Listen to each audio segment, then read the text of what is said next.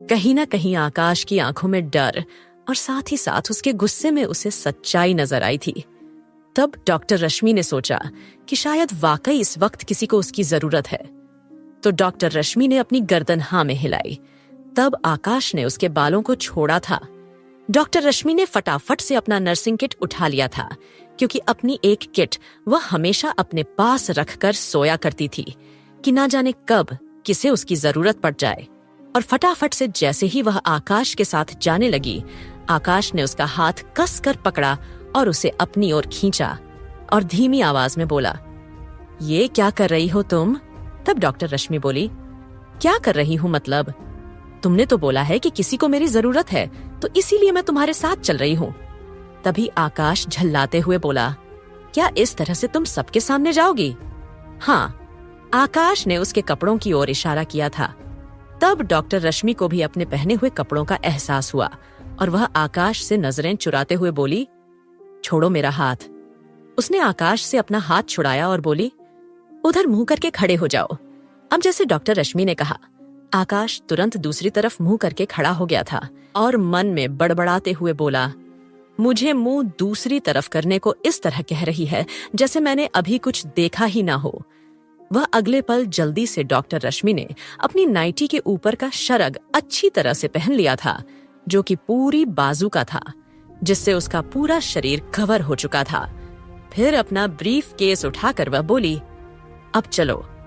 तब आकाश ने उसकी ओर देखा और यह देखकर कि अब डॉक्टर रश्मि के जिस्म का कोई भी हिस्सा रिवील नहीं हो रहा है, तो वह उसकी ओर देखकर तिरछा सा मुस्कुराया।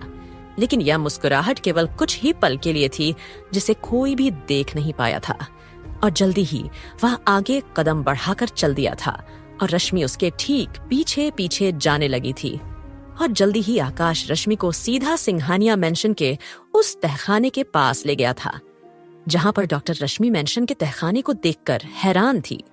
आकाश आगे आगे जा रहा था और उसके ठीक पीछे पीछे रश्मि जा रही थी। आकाश इस बीच उसे कुछ भी नहीं बोला। वह तो बस हैरानी से देखते हुए आगे बढ़ रही थी। और जैसे ही उसकी नजर घायल अरमान पर पड़ी, तो उसकी हैरानी का कोई ठिकाना नहीं था और उसके मुंह से चीख निकल गई। और फटाफट से वह उसके पास गई और डरी हुई आवाज में बोली, अरमान, अरमान उठो प्लीज, ये क्या हुआ तुम्हें? अरमान अभी थोड़ी देर पहले तो ठीक था और फिर अचानक से इसे कैसे क्या हो गया है? ऐसा कहकर वह बारी बारी से कभी सुमित को देख रही थी तो कभी आकाश को देख रही थी। तभी सुमित बोला, डॉक्टर रश्मि प्लीज, इस वक्त फिलहाल ये बातें या सवाल या जवाब करने का नहीं, टाइम नहीं है। आप फटाफट से अरमान की ड्रेसिंग कर दीजिए, क्योंकि उसका काफी खून बह चुका है। अब जैसे ही सुमित ने यह बोला, रश्मि ने बिना देरी किए फटाफट से अरमान को ट्रीटमेंट करना शुरू कर दिया था। पहले उसने अच्छी तरह से उसकी ड्रेसिंग की। उसका पूरा शरीर खून से भरा हुआ था, तो भला डॉक्टर रश्मि उसको पूरे शरीर को कैसे साफ कर सकती थी? और कहीं ना कहीं रश्मि की हिचकिचाहट, रश्मि का इस तरह से रिएक्ट करना आकाश ने देख लिया था। वह बोला, डोंट वरी, तुम सिर्फ उसके हाथ की ड्रेसिंग करो, उसके बाद उसके ब्लड को हम अपने आप क्लीन कर देंगे। अब जैसे ही आकाश ने यह कहा, रश्मि ने राहत की सांस ली और फटाफट से उसने अरमान के हाथों के जख्म को अच्छी तरह से साफ करके वहां पर कुछ स्टिचेस करने के बाद उसने पट्टी कर दी थी। और उसके बाद वह एक नजर सुमित और आकाश की ओर देखते हुए रश्मि ने जल्दी ही अरमान को कुछ इंजेक्शंस भी दे दिए थे। और फिर आकाश की ओर देखते हुए बोली, अरमान को अब अगली सुबह ही होश आ पाएगा। मैंने ड्रेसिंग कर दी है, साथ साथ उसे कुछ इंजेक्शंस दिए हैं, जिससे उसे वीकनेस कम होगी और पेन कम होगा।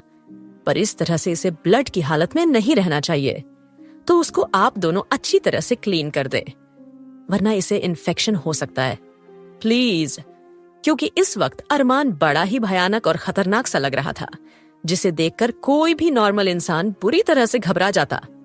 जब इतनी बड़ी डॉक्टर रश्मि, जो कि ने कितने बुरे से बुरे एक्सीडेंट केस और ना जाने क्या क्या केस हैंडल कर चुकी थी, वह इस तरह से उसे देखकर सहम गई थी, तो बाकी लोगों की क्या औकात थी। वही डॉक्टर रश्मि जैसे ही अपना ब्रीफ केस लेकर वहां से जाने लगी, अचानक से उसका ब्रीफ केस उसके हाथ से छूट गया था। क्योंकि उसके ठीक सामने आस्था को खड़ी हुई देख लिया था। जब आकाश डॉक्टर रश्मि को लेकर जा रहा था, ठीक उसी वक्त आस्था की भी आंखें खुल गई थीं, क्योंकि वह डॉक्टर रश्मि का हाथ पकड़कर सोई हुई थी, क्योंकि उसे अरमान से काफी डर लग रहा था। लेकिन यूं रात के वक्त डॉक्टर रश्मि का इस तरह से आकाश के साथ जाता हुआ देखकर आस्था को कहीं ना कहीं अजीब लगा था। इसलिए वो उन दोनों के पीछे पीछे तहखाने तक आ गई थी और इस बीच उसने सब कुछ अपनी आंखों से देख लिया था।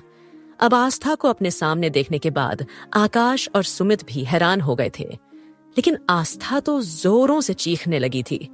वह तो लकीली वह पूरा का पूरा तहखाना साउंड प्रूफ था, जिसकी वजह से उसकी आवाज बाहर नहीं गई थी, वरना अभी तक सब लोग उठ चुके होते।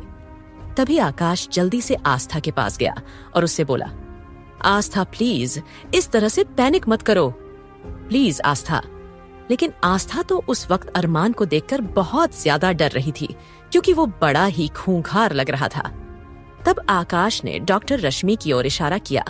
वह समझ चुका था कि आस्था इस तरह से नहीं रुकेगी, और वैसे भी डॉक्टर रश्मि समझ चुकी थी कि इस तरह से खून देखने के बाद आस्था को एक बार फिर से पैनिक अटैक आना शुरू हो गया है।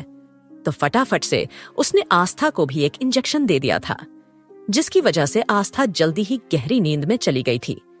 तब रश्मि ने आकाश की मदद से आस्था को एक बेड पर लेटा दिया था, जो कि अरमान से थोड़ी ही दूरी पर था, क्योंकि इस हालत में आस्था को उसके कमरे में भी लेकर नहीं जा सकते थे।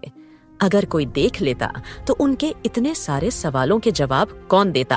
तो इसीलिए जैसे ही आकाश ने आस्था लेटाया, आकाश ने सुमित से कहा, मुझे लगता है कि हमें अभी यहाँ से जाना चाहिए।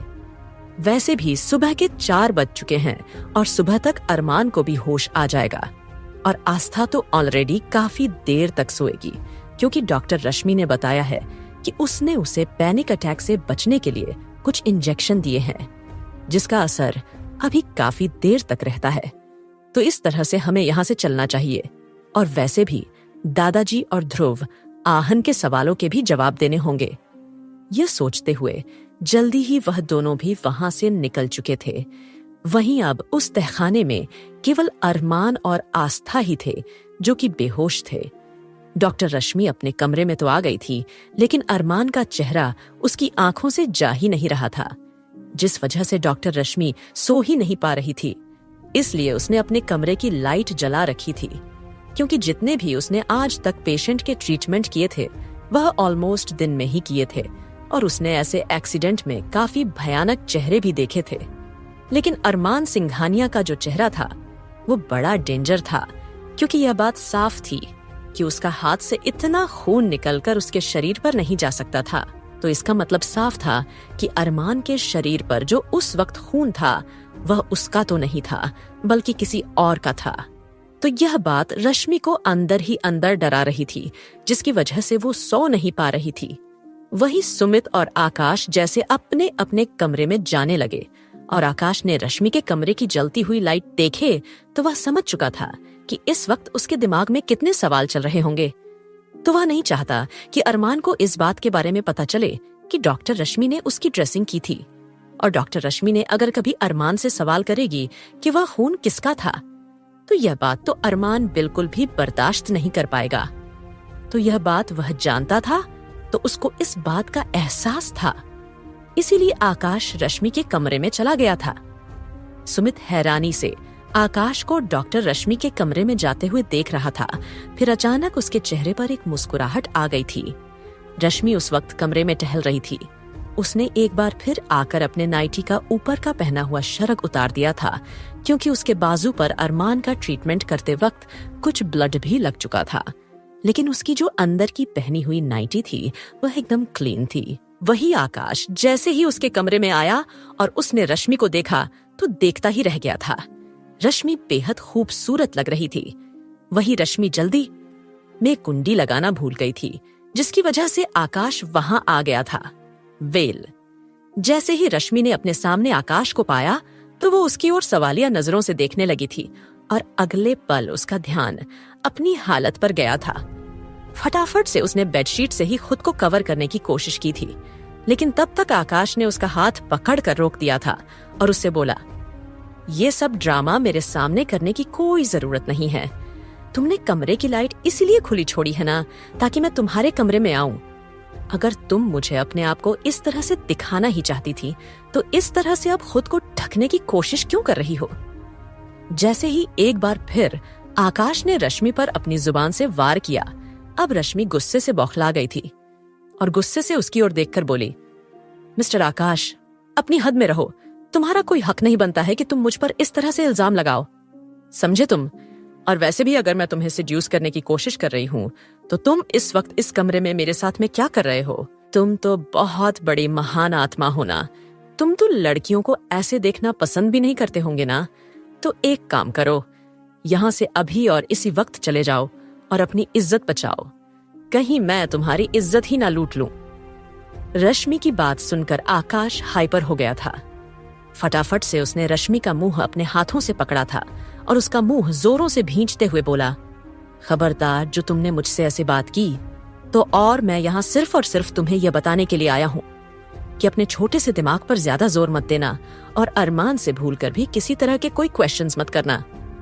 और रही बात उस खून की, वह खून किसका था या किसका नहीं, यह अपने दिमाग से निकाल दो। तब रश्मि हैरान हो गई और सोचने लगी कि इसे कैसे पता चला कि इस वक्त मैं क्या सोच रही हूं।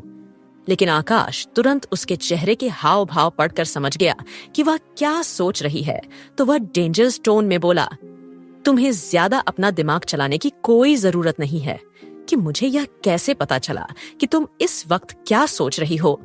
और वह आगे बोला, जो कुछ भी तुमने किया है या जो कुछ भी तुमने देखा है, उसे सिर्फ अपने तक ही सीमित रखना। किसी और के सामने मुंह खोलने की कोशिश मत करना।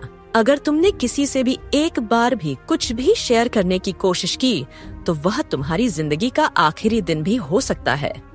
ऐसा कहकर उसके हाथ को छोड़कर उसे बेड की ओर धकेलता हुआ आकाश कमरे से बाहर निकल गया था। वही रश्मि आकाश के इस तरह के बर्ताव पर पूरी तरह से चौंक गई थी। और लास्ट वाली यह बात कि अगर उसने इस बात के बारे में किसी को बताया तो उसकी जान को खतरा हो सकता है। यह बात उसे हैरान कर गई। वह सोचने लगी कि आखिरकार अरमान का ऐसा कौन सा राज है जो वह नहीं जानती, क्योंकि जहां तक वो अरमान को शुरू से जानती है या समझती है, उसे यह तो पता था कि अरमान एक बड़ा ही खड़ूस टाइप और एरोगेंट किस्म का है और उसे जल्दी गुस्सा आ जाता है। लेकिन आज आकाश की बातें सुनकर उसे ऐसा लगने लगा था मानो कि अरमान की कोई और भी पहचान हो। यही सब सोचते हुए उसे एहसास नहीं रहा कब वो नींद की आगोश में चली गई। वहीं दूसरी ओर तहखाने में अगली सुबह अरमान सिंघानिया की आंख खुल चुकी थी और जैसे ही उसने अपने आप को मेंशन के तहखाने में पाया तो उसके चेहरे पर अपने आप एक मुस्कुराहट आ गई थी और आराम से उठा और उठकर अपने आसपास देखने लगा। लेकिन जैसे ही उसकी नजर अपने ठीक बराबर वाले बेड पर सोती हुई आस्था पर पड़ी तो वह हैरान हो गया और वह मन में बोला कि यह आफत यहाँ तहखाने क्या कर रही है। कहीं इस आफत ने तो मुझे उस हालत में नहीं देख लिया। कहीं ना कहीं अरमान के दिमाग में कितने ही सारे सवाल आ रहे थे कि ठीक उसी वक्त सुमित वहां आ गया था, क्योंकि सुमित जानता था कि अगर अरमान सुबह उठ जाता है तो उसके दिमाग में कितने ही सारे सवाल चल रहे होंगे और अगर आस्था को इस तरह से अपने पास देखेगा तो कहीं वो उसे हर्ट ना कर दे, क्योंकि जब से अरमान ने उस पर हाथ उठाया था, साथ ही साथ उसकी जान लेने की कोशिश की थी, तब से हर कोई अरमान और आस्था को एक साथ अकेले नहीं छोड़ना चाहता थे, क्योंकि वह नहीं चाहते थे कि आस्था की जान फ्री फंड में जाए।